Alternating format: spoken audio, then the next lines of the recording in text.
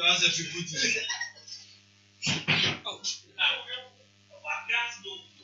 was saying, Mamma Quaba, a bar, a York FM, Alpha to HITV, so, and you ran with Siacasia boy and a Drusa, I have a sumo. Okay, come for AMA or come out for Clement. I mean, I will say, Jumekui and I saw your snare, de Casabuina, a day as sumo, a year hand York Estate, where a year Jumekua was saw your snare, when you say a yes as a pa, and Quan and a wow, they as sumo. Alpha so a year Adams boutique, so I saw your snare, your day a year Casabuina a brow. From I was 0243708485 0243708485. Now I pay anyone and to check in common. I was here, yes, be a bedi Caseboimu Aquatini. You better copy mu ewo boko neni potem na copy mu boko dia. Sisia de eko sono ene say. Omanfo owo hono ye de curfew ato won so. Emu sem nyina no ye de somo ewo eye Caseboimu. E be san copy mu ewo eye epoye mantem na copy mu eye SD asori ewo hono dia. Chese openyin a wo ho anasis of openyin e de sem bi atudwa o ka say one hour national service no ye ma military training. Emu sem nyina no ye de be somo ewo eye Caseboimu. Ewusia ene entina afi ye dan ye ho abaye ba ye de Caseboimu chemu nyina e de be somo.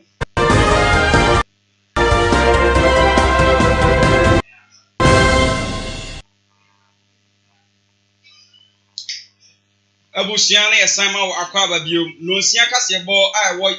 York FM afi so HYTV so no eno na du so ye de esomo no ye hensem na so de ne ye de ni eche ye boko ne ni potem na kopiem wo honom na chese tutoto ene ade ene koso wo honom edutu asem de wo fa no kwa chese sia no utimu se obia enya ahome e wo honom na ye na impeyfo asan aye eye hihye fofo kra asa hihye no wo bo asa ye curfew eda won so no wetimi apagya mu biom enti curfew no sisi ano impeyfo asa de foforo e de ato won so a efi enumere na wo twe san e bi kosi anopa nonum no ansana wetimi asori tie e bo enumere na wo twe na obia akoda na afedi anopa no wo twe no anase anopa nonum no wasan asori na regional minister owo honum akohonum na okodu honum no nsenchefo ene ni di nkomo sei no de nisem etudua. I would want first to send my condolences and the people of the Northeast region and the government of the Republic of Ghana to their bereaved families. You know, it's unfortunate that they were caught up in the middle of all that happened and unfortunately lost their lives. We can only wish them well wherever they may be. The next is to sincerely thank the overlord of Mampurgu, the Nayib, for the leadership role he has played in all this. The same way I want to thank Mbagambarana for the role that he has played and to thank the chief imam of Mampurgu for the leadership role he has also played. I think their voice is the voice of reason, and that is how come we are able to contain the situation so far. The minister also commended the youth for not taking the laws into their hands and pleaded with them to continue to remain calm. Let me also thank the youth for listening to leadership. In all this, we need to make peace so that we can go about our daily activities without any fear or hindrance. And I think so far, highly commendable. There are still issues to be dealt with, and we are working on them. Omanfo wo eye benchim afi so adufo amantem mu honum wonani ajepa esanse wona kwan bi ana atete apansam asai no sisi anu nyankopon adom aban atimi abegusu kota ma bibia ekoyie na ugopiem wo honum a wo ye party kakra na chese waji wani eye wona wo ye adwuma ewo akwan ne so no a waji wani na ehonum na isejofo ye kopiem wo ho na ye ne eye contractor chese oye adwuma no edi komo eno sisi ano akakra no mawie na akwan na wo ye no emu 60% de wo wie nemu adrawafo ento obo kwan no de bia ban bia ba mo de dada ye se wo mo ya amaye na ya ka te so sa ye nyada nti na na do danko ekufa do ba ye na watimi aye kwan no Sani amandi for so see ya kwan no ehso ye ni enu nti na me nso me ya MPP constituency chairman ya me say me ya party we e dia ma adwumayefo no na ya ka achom say de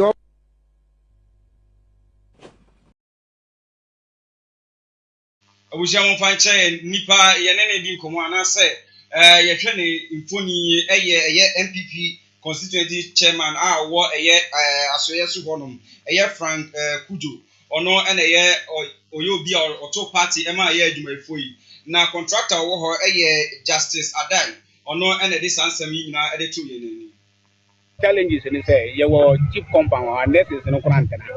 because of net only ye wo global world and teachers no so teachers no committee from district capital to display because of network ye nye teachers for nyaba 1 year 2 months no because of network issue ndi ye sra ban no adwuma no de em say start fi benchema say say baby e dun atra sempa na ye abetra yokum say yokum ne ye adwuma de koyi anche bi ebedu esunta ti adwuma no so far o hwe in numbers are 60%. They say 60% kakra. Aka 40%, which we are hoping to complete by next year. I drive for there. Say no more canon. I say, free say kwan ida we afi na quota beguso. Minim say most of them na excitement and nije bi abom mu. Enti mesrom say omunya botre.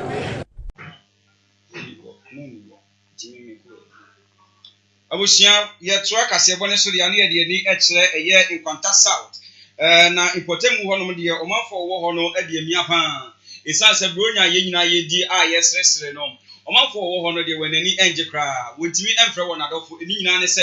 network ai wo ho no enye kra nti omanfo e de wonsu nyina e de ato eye York FM afeso HYTV kasebo anim na waka wonsem no wose wotimi furudua ene ade nyina se wo pe network nti no eye bronya yi de wantimi endi kra assemblyman a wo ho eye Jigori Bura ono ene edi oni yen edi komo na say no kan nsem challenges ni say ye wo cheap compound and net is no quarantine because of net only ye wo global world and teachers no so teachers no committee from district capital to display because of network ye nye teachers for nyaba 1 year 2 months no because of network issue ndi ye sra ban no say network ndi ehia be so ko duru ba bi amam for ye network na eye mbobo omudu phone sen wo ebi no furu nnua nti misramu asasem no ma electoral area ha ni ehia network na pa ban no moae enne ye how because ye teachers no ntena ye nurses no nso entena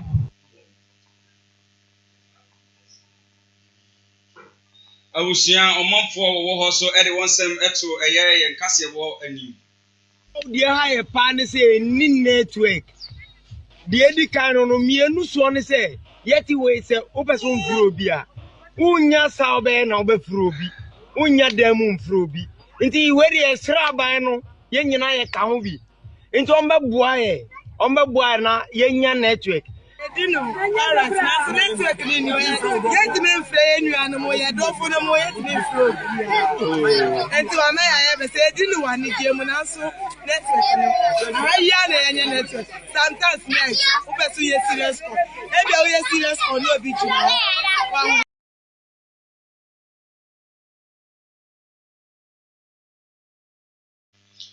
awusia ya twaso de ane de ni ekire ye TV mantem na akopie mu wo hono ma ba bi awofe hofuo taha eno so ewo ye TV mantem hono omafo wo hono no e de esuni janto nyina etwa eye aban se aban emeko wo mwa isanse wona kwan ai wo hono atete apansama se kra sisi anu futu kwan ena wona nso isanse wo hyase efiri wufie na sa wo kokrom a wo bedu krom no na wo se wo dware biom anasa wo pe isuo bi e de horo na ho ne ade eho enye kra na sei na omafo e de wonsem eto eye HYTV kasebo anim because that is too much. The people are the road is telling us too much. Because I don't know whether it's from the contractor or it's from the community. We don't know because we see how the big trucks are passing. So we say so maybe if we just dress ourselves when you get to the tire road. Even unless maybe you bath or you stand there, maybe you get something to clean yourself before you can enter to town. If not, I don't care for the road there. We can't talk about it. You can see buses and motor cars and all of them. We are just passing. So looking at the dust, sometimes You can even carry, look at the way I just dressed. Look at the road. So that you can just want to pass this way, somebody will be coming. At that time, you don't want your dressing to be just dirty. At the end of the day, you see you crash each other. So the road, we are pleading to the government, MP and those ahead of us to just look up on the road for us. Also for that, SD, Kono ano ewo Eastern region Koforidua honum no edi nsem kakra edi ato manfo ani se na sisi ano wona wo national service no wo se ema won tete pa esanse emabunu no eyira pa na sisi ano ema won tete a ebeboa ama manfo atimi edi won ho enipa esanse ye nkasemu no wo hu se emabunu ne kasemu enkoye kra obi atimi sore edidi omanfo atem na se amampefo kra bo atem. Inti no wona wo ye won national service no sanka ye ma won military training and kabetimi aboa inti ye ma won san titie no Osreni no obebo na brabo se osreni unkasa basa ekwan bi ani osreni be so no akasa tia ni CEO ana ni superior enye ye ba ha de na ehu president ko bia so no akasa tia ni in all the name of democracy ni die ni ho esanse yentna se o mind bapa obia won freedom but your freedom ends when mind begin to you can't use freedom no we medium now cannot cause freedom with that limit is no freedom for who dia any baby esin enye for who dia papa Onipa etini ke Lieutenant Colonel Peter Nyako ono ena oda Bema Camp Garrison SDA Church no ano ode sasemi etudwa abra na wo ye silver celebration and as a silver jubilee celebration ewo apoye mantem and as apoye mantem ewo Koforidua na ode sasemi eto ono na afi so Eastern Regional Manager Emma SD Zukupon ewo Koforidua no Pastor Osaibosu ewo honum no no so kasa fa nsem bi ho a na o kasa afa gay ni lesbian ho sensem no osisi ano wo se ye dan ho so pa na ye hwe yi wo sansem nyame ya particular said ye otie saa no otie ne ye bone nra Mose bre so ye bone enne ne ba ye bone ochena unfortunately we ye the wiase no epe it is LGBTQ niema ya eba eno emma enema asesa if say nipa bi no enim dia nko begina amatete atempon no omumon ena e can fast people to join in those things but onyame asem e ba akope no matter how we decide to embellish it, it remains the truth and it will stand forever.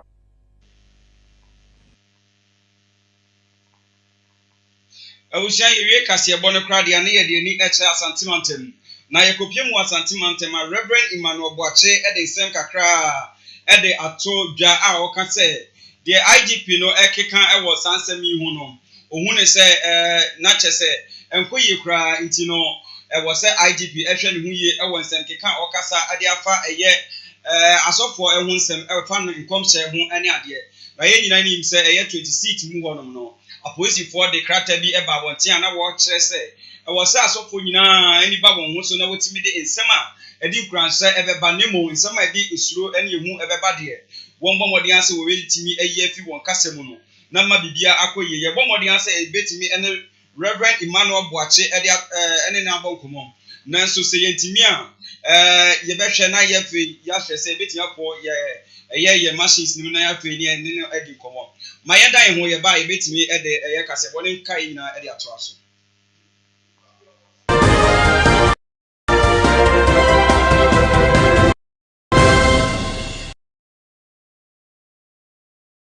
ade chemu nsem de nyankopon nanim ne mu nsem ne nade yo de minu mienu ena ya ye di huduma pa enti no nsem a esi anajo esi anwumre amache ene de keka nyina no yok morning ya boa no se kasebo ebi so eye paper review ai de ba be sonwo bo wode asa obe hia eye me okamafo Clement ene ma be dafo ewo yok morning so every Monday up to Friday 6 a.m. na fe yemfa insema asi wo manim nyina emesom wo ye bekọ amama nyina so ye bekọ epoye ne atoye ba bibiara asɛm no hyɛ no yɛde bɛba na afei mene umienu yɛadwendwen ho na wahu ɔman no ne kankɔ ɛne ne bɔbrɛ baabi a asi afa hyia me na yɛndwen ɔman no.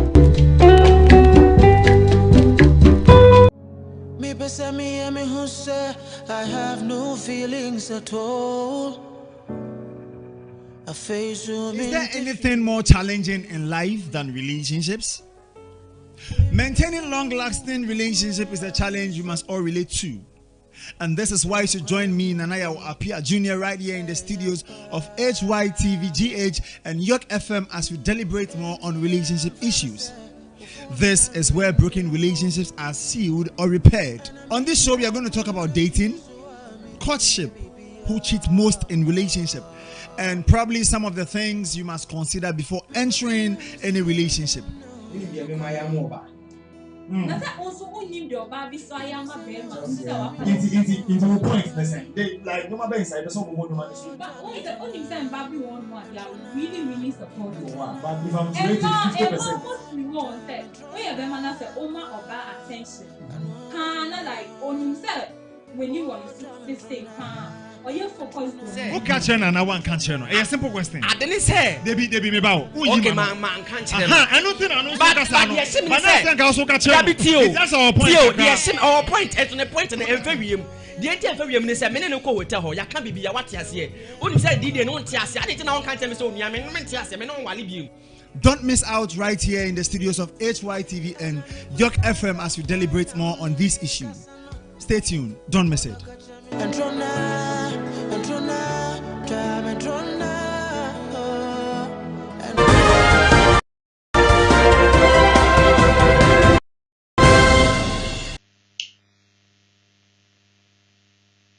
Awusia Simon Wakwaba eba eye no sia kase ebo eso ewo eye HYTV so. Awusia ya say yebetimi ama yensa aka eye Reverend Emmanuel Boache nanso ifidie no ase ontimi emfa eye amatrofo no nemo kase ebo ni nyina asi yenhwe se bi ID kase ebo mu akotene yede ni kire eye boko ne mpotem na okopiem wo honom de a omanfo wo ho no yede kafi ato won so a chese ifiri no wotwe anwumre ya ekosi na homache de na chese wo hyeda mu wo betimi apia na chese ahomache be se no num ho no mu na wo betimi apia afi won da mu nti wo de kafi ato won so afei so yede ni kire ye SD asafo no na before wo ho no e de sem bia to dwase ankebe ya wona wo ye eye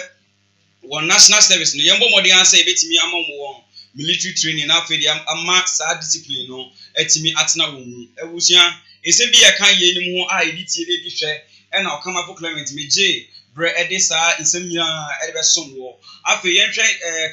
wona wo so yasne e ma de kasewe nyina e de be som wo eye Han York State ese yenga che o se banisa sipari a wona ka che ene bi won ti bo modi ansa e be hu eye Han York State na ene won atwetwe nkomo frɛ won e was 024370 8485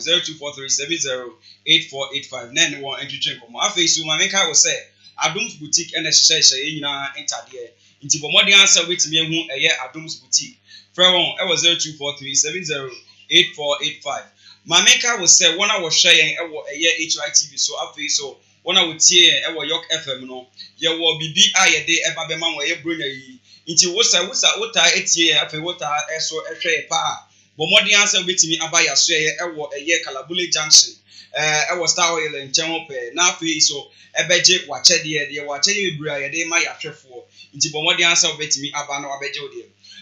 ye dwuma yini ba ko ewo MCA honum ye Emos wahwere wo papa ende ye kase hyede pa ye ma wo yakọ na nyankopon so enhwe wo so nti no mo amu beba eye